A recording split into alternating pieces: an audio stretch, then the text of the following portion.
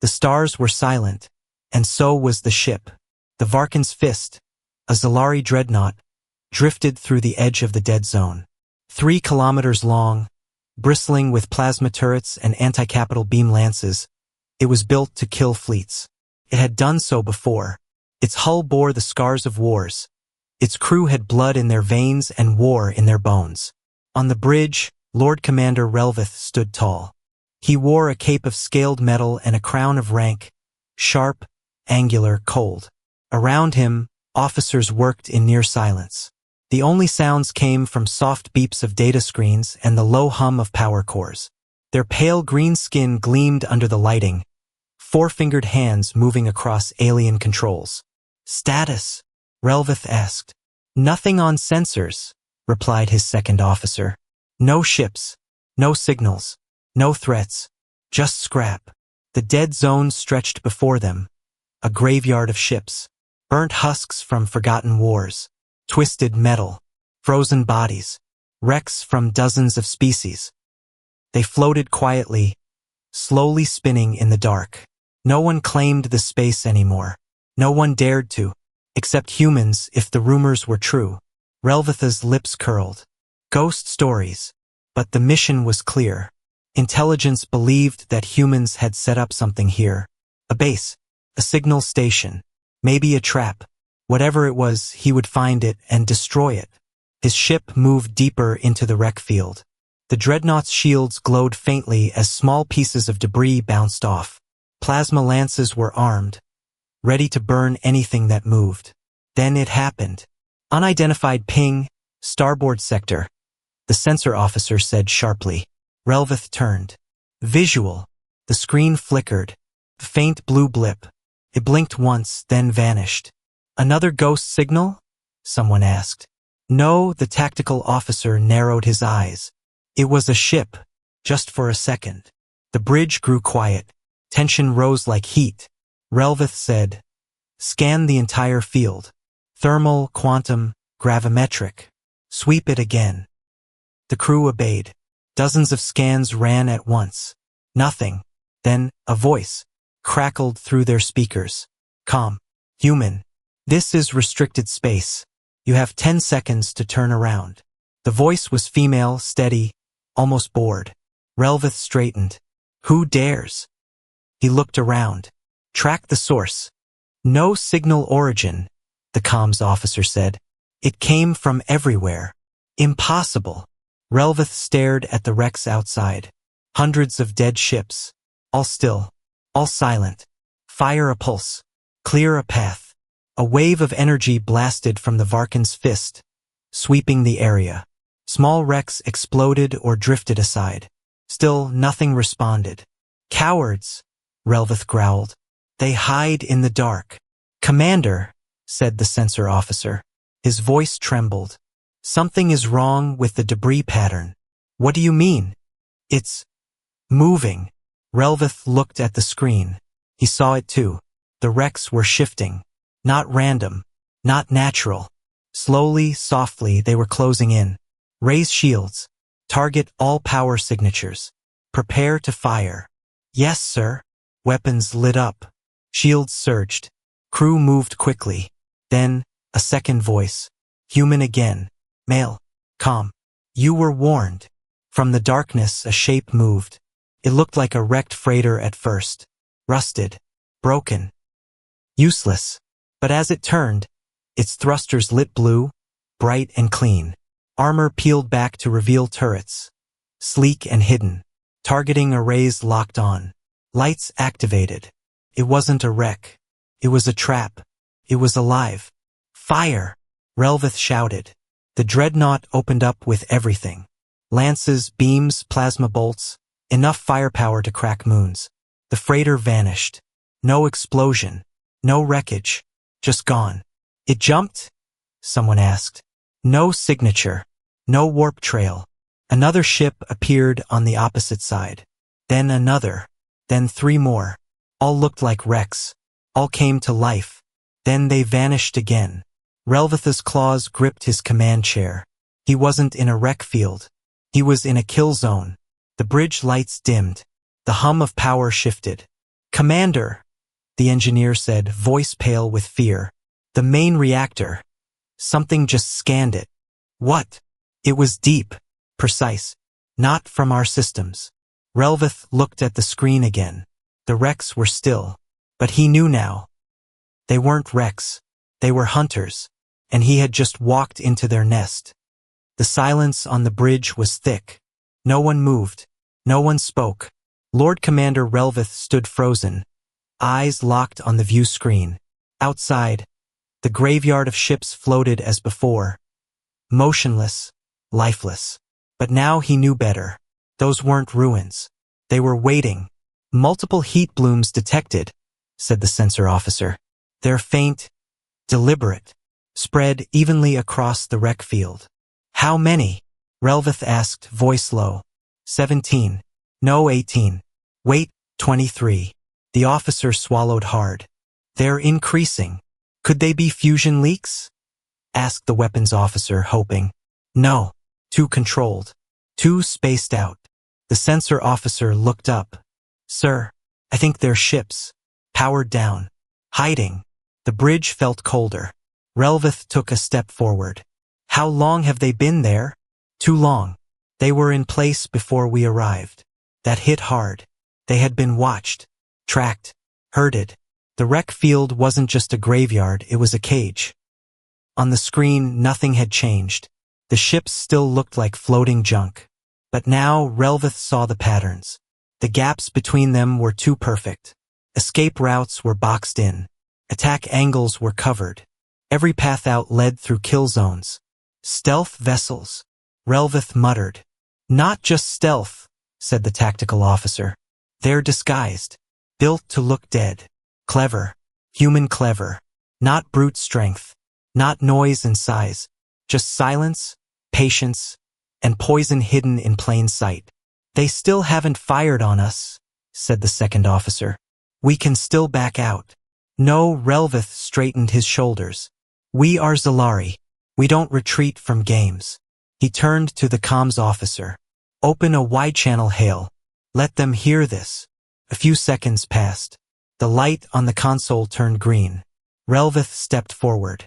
This is Lord Commander Relvith of the Xalari Dominion. We have identified your presence. You are surrounded. Power down and prepare for immediate destruction. He waited. No reply. Cowards, he spat. They hide in wrecks like insects. The speaker crackled again. It was the same voice as before. Calm. Cold. Funny. We were thinking the same thing. The crew exchanged glances. Then every console on the bridge flashed red. Jamming field detected, the engineer shouted. Our systems are being scanned. Counter it, Relvith barked. I'm trying. Whatever it is, it's already inside. The lights flickered. For 2 full seconds, the main screen went dark. When it came back on, the image had changed. The ship graveyard was gone. Instead, dozens of sleek shapes filled the screen, gray-black hulls, unmarked. Human ships. They were there the whole time. And now they weren't hiding. 17 confirmed warships, said the tactical officer. All human. All active. Sizes. Small. Frigates. Destroyers. No dreadnoughts. Relvith frowned. Then we outgun them. The tactical officer hesitated. Yes, but that may not matter. What do you mean? They're in formation. Every one of them. Like they rehearsed this. Relvith looked again. He saw it now. The ships were in a web, interlocking firing lanes, backup cover, rotating fields of attack. Each one covering the next. The dreadnought's strength was raw firepower. But that meant nothing if it couldn't hit anything. They've studied us, Relvith said. Yes, the officer said. And they're not attacking. Because they're waiting. For what? That's when the lights dimmed again. Then came a second voice. Different. Human. Male. Calm like the others. We have your firing arcs mapped. Your shields peak every 9 seconds. Your heat sinks are overclocked by 4%. Your blind spots are behind decks 9, 14, and 22. The voice paused. We know because we built a copy of your ship in a simulator. We ran this scenario 1,000 times. You didn't win once. No threats. No shouting. Just facts. Facts that cut deeper than any plasma bolt. Trace that signal, Relvith shouted. No source, said the comms officer. It came from within our own ship. What? It piggybacked on our internal systems. Relvith's blood ran cold. They're in our ship. Then, a single light blinked on the tactical display. One of the human frigates had broken formation. It moved forward slowly, drifting into open space. Alone. Exposed. Are they mocking us? One officer asked. No, Relvith said, voice tight. They're sending a message. The frigate stopped 3,000 meters from the dreadnought. No shields. No weapons charged. It broadcast a short signal. A single word. Begin. And then the first shot was fired. The shot wasn't loud. It wasn't bright. It didn't even look dangerous. Just a narrow beam of blue energy that blinked out almost as soon as it left the human frigate. But inside the Varkan's fist, alarms blared. Hit detected, shouted the tactical officer. Deck 14, external sensor relay disabled. Relvith turned sharply. Just sensors. Yes, but... The officer's hands moved quickly over his console. It was too precise. They aimed for that. That wasn't a warning shot. That was a message. Relvith clenched his jaw. Return fire. All weapons? The weapons officer asked. All of them. The dreadnought responded like a giant beast waking up. Turrets turned. Barrels charged. Red energy glowed along massive rails. Seconds later, the Varkan's fist unleashed its fury. Lasers, plasma, rail cannons. Dozens of weapons fired at once, all aimed at the single frigate floating in front of them. It should have been gone in an instant. Vaporized. But just before the barrage reached it, the frigate moved. It rolled sideways, rotated its back thrusters, and slid across space in a smooth, graceful arc. The dreadnought's blasts missed, every single one. The crew on the bridge stared in disbelief. Recalculate, Relvith barked. We did, shouted the weapons officer. They moved after the shots were fired, exactly when they needed to. Relvith stepped closer to the view screen. The frigate had returned to its position, still quiet, still waiting, almost mocking. They can dodge a dreadnought's full salvo? He asked. No, sir, said the tactical officer. Not by chance. That's not luck. That's prediction. They knew when we would fire. They knew our timing. That's impossible. Not if they've studied our systems. Like they said. Before Relvith could respond, a second human ship moved forward. Then a third. Then 5 more. All of them small. All of them agile. They moved in silence, spreading out around the dreadnought. Each took a position. None fired. None spoke. The tension on the bridge grew sharp, like a blade resting against the neck of every officer.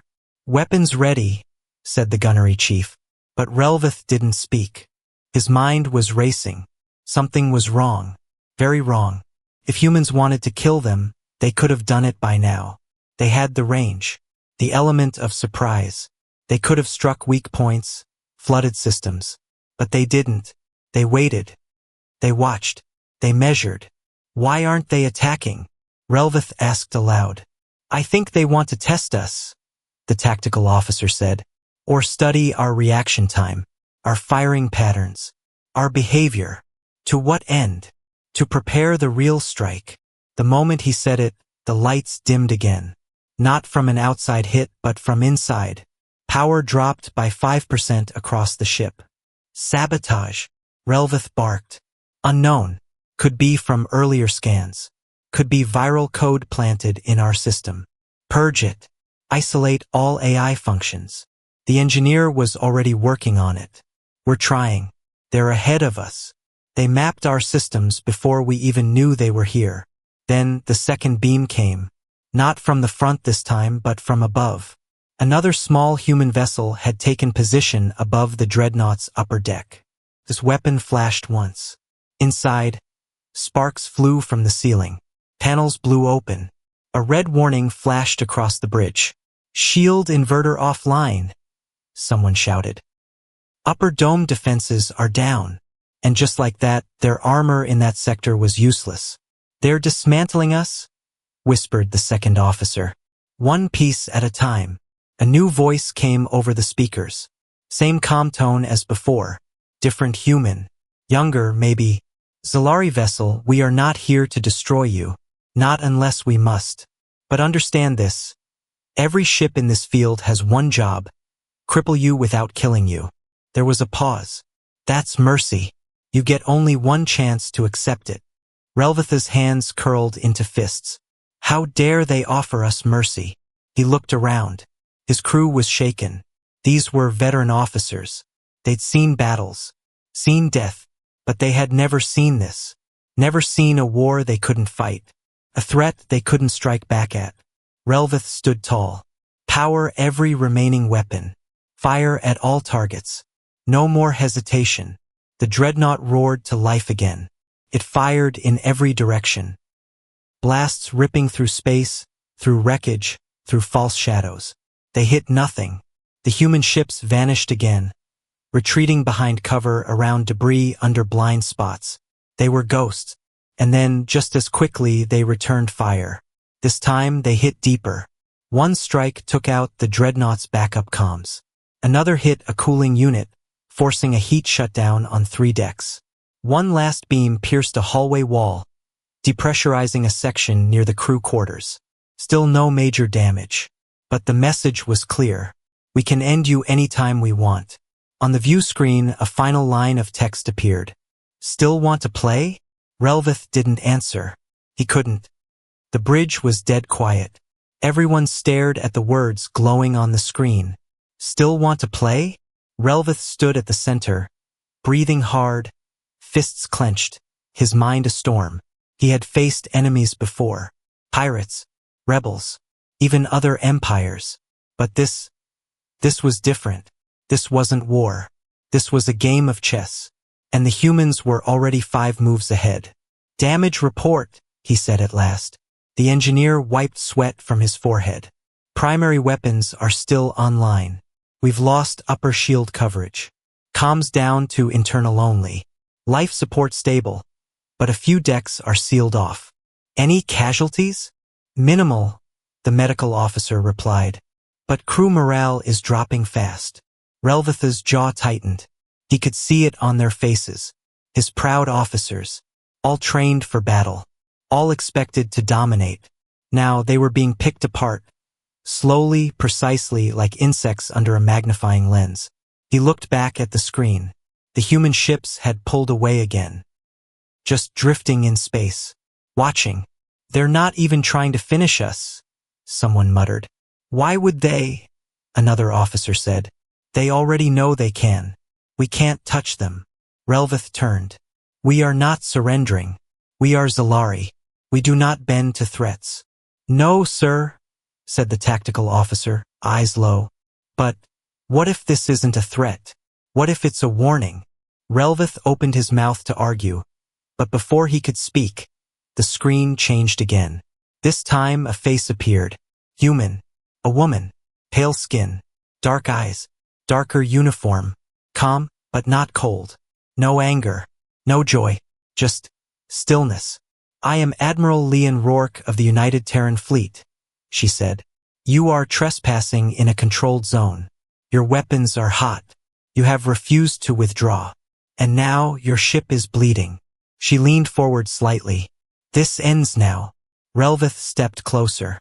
"You have fired on a military vessel of the Xalari Dominion without provocation.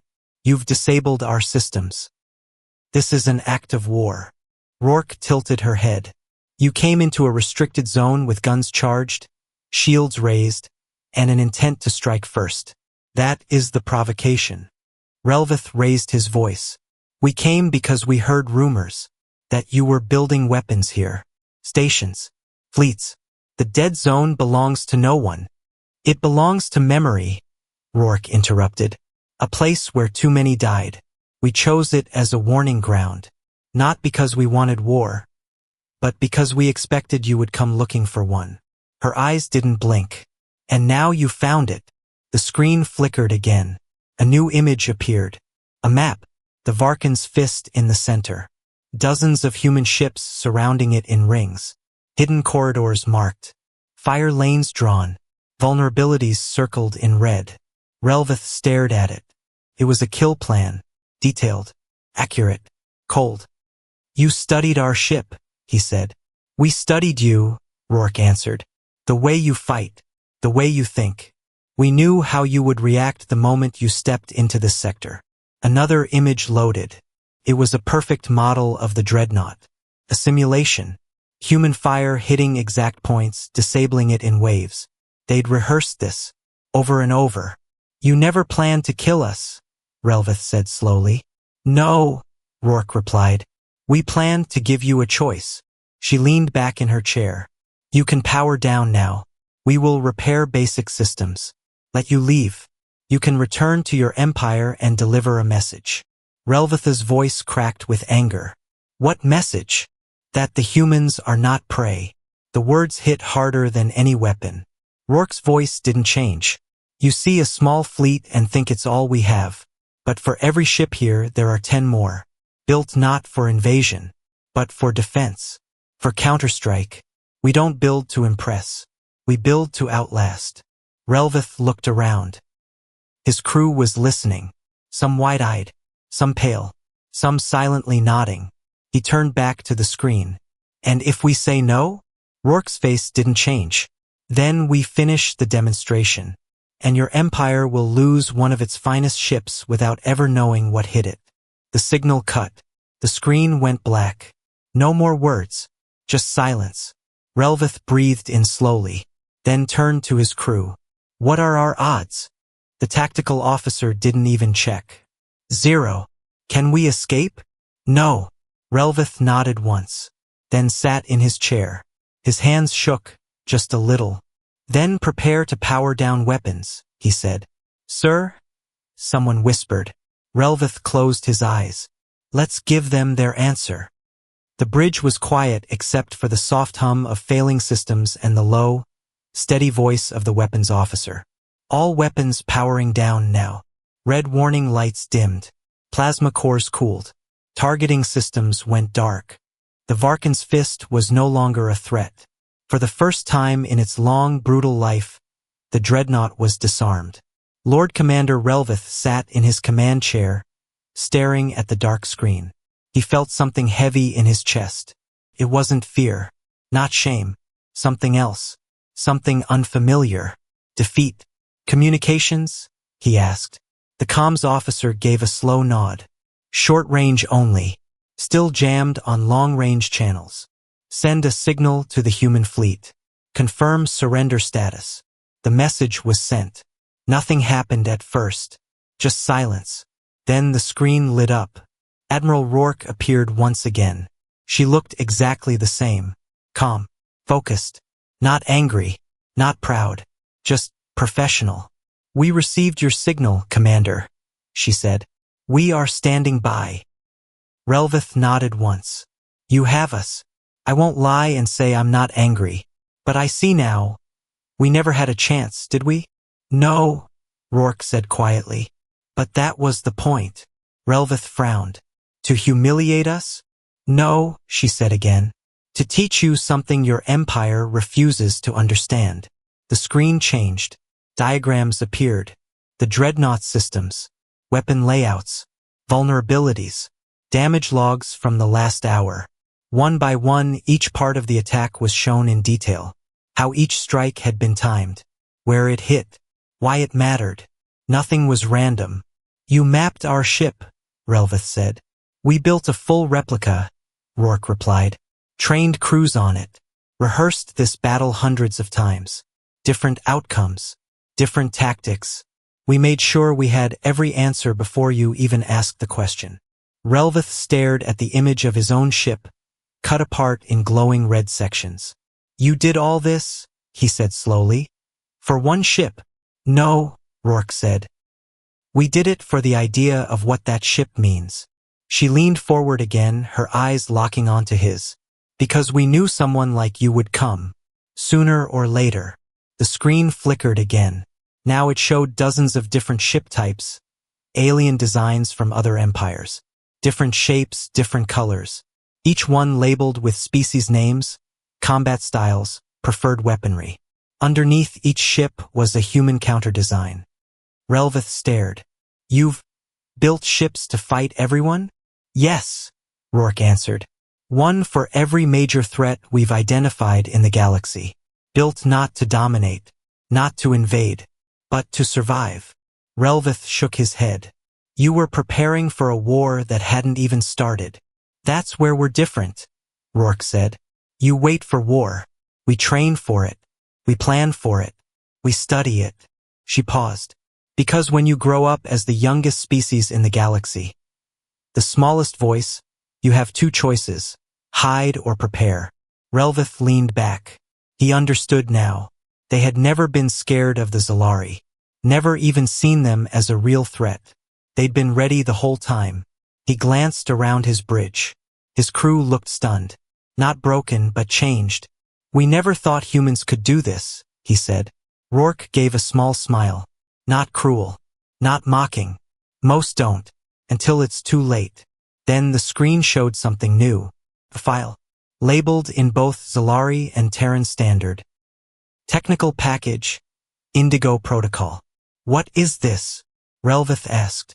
Rourke's voice was quiet now. Our gift. Full records of this encounter. Combat logs. Engineering specs. Our tactics. Yours. All of it. Enough to convince your high command that this wasn't just luck. You're giving us this? Relveth asked, eyes wide. We want peace, she said. But we don't want to beg for it. So we show you why war with us is a mistake. She looked off-screen, then back. In 2 hours, repair drones will arrive. They'll patch your critical systems, fuel you, stabilize life support. After that, you're free to leave. Relveth was stunned. You trust us not to attack again? You won't, Rourke said. Because you've seen what we can do. There was no threat in her voice. Just certainty. The screen went black again. Relveth sat in silence for a moment. Then he stood, looking around at his crew. All of you, he said, watch every moment of that data. Learn it. Understand it. And when we return home, we tell them the truth. One officer asked, and if they don't believe us? Relveth looked back at the empty screen, then at the scars on his ship. They'll believe, he said, or they'll learn the hard way. 3 hours later, the Varkan's fist floated quietly at the edge of the dead zone. Its hull was still scorched, its weapon ports still sealed, but inside systems hummed again. Lights glowed steady, air flowed, life support held. The human drones had come and gone like shadows. Small, fast machines silent as whispers. They patched holes, rerouted power, and refueled the dreadnought without speaking a word. When the last drone left, it didn't even wait for thanks. It just vanished into space. On the bridge, Lord Commander Relveth stood in front of the main screen. The human data file labeled Indigo Protocol had been fully transferred. It was open now, playing line by line. His officers watched in stunned silence. Battle footage showed every second of the fight. Human scans, weapon paths, timed attacks. It was all there.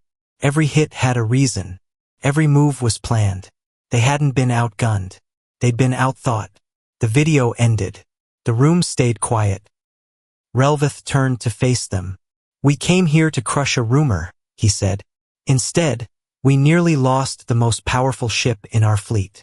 No one argued. No one moved. He pointed to the data screen. This is what humanity is. Not wild. Not weak. Prepared. They knew us before we even arrived. They knew how we fight, how we think, where we're blind. And they used that knowledge like a blade. One of the younger officers raised a hand.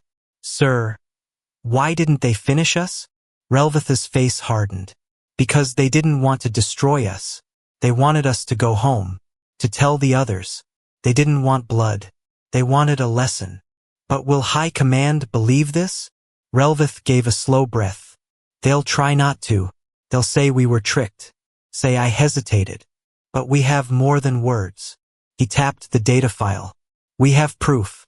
And if they ignore it, then the next ship they send will not be warned. It will be erased. Another officer asked, what if humans are just bluffing? What if this was their only real fleet? Relvith turned to him, his eyes cold, tired. Did anything they showed us today feel like a bluff? The officer didn't answer. Relvith sat in his chair again. He looked older now, not in body but in spirit. I saw them fight, not with rage, not for conquest, but with focus, with control. Every move was quiet, precise, measured. He paused. That's not how prey fights. That's how hunters fight. Silence returned. The ship drifted slowly toward the edge of the dead zone. The human fleet no longer followed. They didn't need to. The message had been delivered. Later that day, Relvith opened a private channel. A secured log for High Command. This is Lord Commander Relvith, he began. Dreadnought Varkin's Fist. Returning from the dead zone after contact with Terran forces. His voice was firm but not proud. Mission failed. Human presence confirmed. Engagement recorded. Tactical defeat. Full analysis attached. Primary weapons disabled. Shielding compromised. Estimated casualties minimal. Moral impact severe. He stopped, looked at his hands. They were shaking. He continued. The Terrans did not destroy us. They could have. They chose not to. Instead, they gave us something worse than death. Understanding. He leaned forward toward the recorder. Do not mistake their quiet for weakness. Do not mistake their size for lack of power. They think ahead. They prepare. They learn. And if we don't learn in return, then the next time we meet, there won't be anything left to report. He ended the message. The bridge was dim now. Most of the crew had returned to their posts. No one spoke of revenge. No one demanded answers. They all knew. This was bigger than any one battle. Relvith looked at the stars outside. Cold, distant, silent. The same stars the humans watched. Planned under. Trained beneath. He spoke to no one in particular. We were the hunters once. The empire that ruled by fear. But now, he trailed off, then stood. Now we know what it feels like to be the prey. And still, the stars gave no answer. Only the soft hum of a wounded ship, limping home, carrying a warning that would shape the future of two civilizations. 2 weeks later, the Varkin's Fist returned to Xalari space. It didn't arrive with banners or victory drums. There was no celebration, no escort, just silence. The ship looked like a ghost. Blackened hull, dented plates, patches of fresh welds from human repair drones. It drifted into the main fleet station slower than usual, like it carried something heavy, something unseen. Lord Commander Relvith stood at the center of the bridge, watching the station grow closer. Behind him, the crew waited for orders. No one smiled. No one spoke of battle glory. Their eyes were different now. Wiser, sharper, quieter. A call came through from High Command. Commander Relvith, said a voice filled with steel. Report directly to the War Council chamber. The elders are waiting. The screen went dark. He nodded once, then turned to his crew. Prepare the data files. No edits. No spins. Let them see everything. The officers saluted and went to work. When Relvith stepped into the war chamber, the air was thick with judgment. 12 elders sat around a glowing table. All of them wore red armor trimmed in gold. Their eyes held pride, suspicion, and anger. Relvith, one said, you vanished for 16 days. Your mission was to locate and remove a human station.